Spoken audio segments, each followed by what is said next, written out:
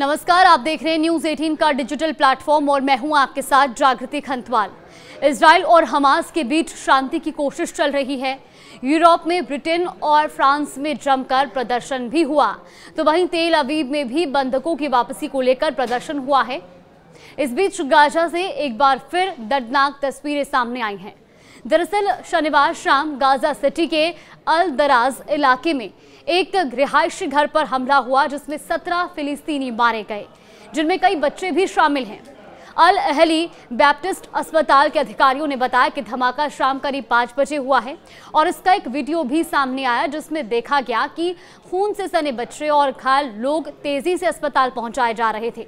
हालांकि ये वीडियो काफी संवेदनशील है, इसीलिए हम इसे आपको नहीं दिखा सकते, लेकिन इस वीडियो की जो झलक सामने आई उसमें साफ तौर पर देखा जा रहा था कि कई ऐसे लोग जो कि गंभीर रूप से घायल हैं उनको अस्पताल पहुंचाया जा रहा है, जबकि रेस्क्यू टीमों में अफरा तफरी मची थी। अस्पताल के मुताबिक आज बीते दिन पूरे गाजा में 67 लोगों की मौत हुई, जिनमें से 45 सिर्फ गाजा सिटी में ही मारे गए।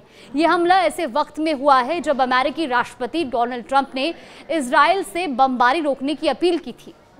इससे पहले ट्रंप ने शनिवार को एक नया नक्शा जारी करते हुए अपने social media platform truth social पर लिखा कि इजराइल ने उनकी शांति योजना के तहत शुरुआती वापसी लाइन पर सहमति दे दी है। अब बस हमास की मंजूरी का इंतजार है। हालांकि इस बात की उम्मीद कम है कि हमास इस पर तैयार होगा।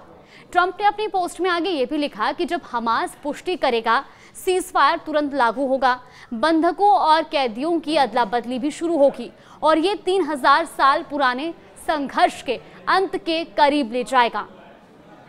उनके इस पोस्ट के बाद संभावित युद्ध विराम की उम्मीदें भी बढ़ गईं। गाजा युद्ध विराम और बंधकों की रिहाई को लेकर मिस्र की राजधानी काहिरा में महत्वपूर्ण वार्ता होने जा रही है।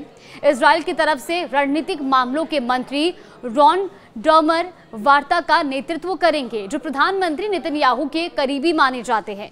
नेतन्याहू ने कहा है कि उनका लक्ष्य इन वार्ताओं को कुछ ही दिनों में सीमित रखना है। डर्मर की टीम में सेना के बंधक मामलों के प्रमुख और शिन बेट सुरक्षा एजेंसी का प्रतिनिधि शामिल होगा। तो वही हमास का प्रतिनिधिमंडल शनिवार शाम कायरा पहुंचा है।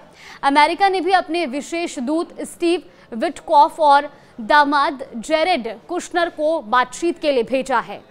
इजराइल के प्रधानमंत्री बेंजामिन नेतन्याहू ने शनिवार को कहा कि उन्हें उम्मीद है कि गाजा में बंधक बनाए गए सभी लोग आने वाले दिनों में वापस आ जाएंगे। अमेरिकी राष्ट्रपति ट्रंप की शांति योजना के पहले चरण के तहत होने वाली बातचीत से पहले नेतन्याहू ने यह बयान दिया, जो बेहद संतुलित था। हिब्रू भाषा में जारी एक वीडियो में नेतन्याहू ने यह भी कहा कि इजराइल एक बहुत ही बड़ी उपलब्धि की कगार पर है। उन्होंने कहा कि अभी समझौता फाइनल नहीं हुआ है, यानी कि वो अंतिम रूप में नहीं पहुंचा है, लेकिन इजराइल की टीम इस पर कड़ी मेहनत भी कर रही है।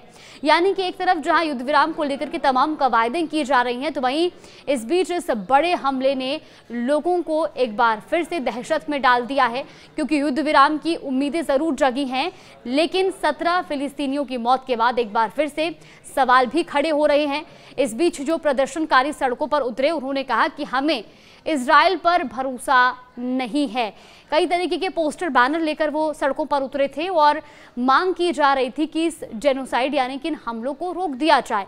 अब डोनाल्ड ट्रंप की ये पहल और बातचीत का ये दौर कहां तक पहुंचता है, ये आने वाले समय में बताएगा। फिलहाल देश और दुनिया की तमाम बड़ी खबरों के लिए आप देखते रहिए न्यूज़ 18।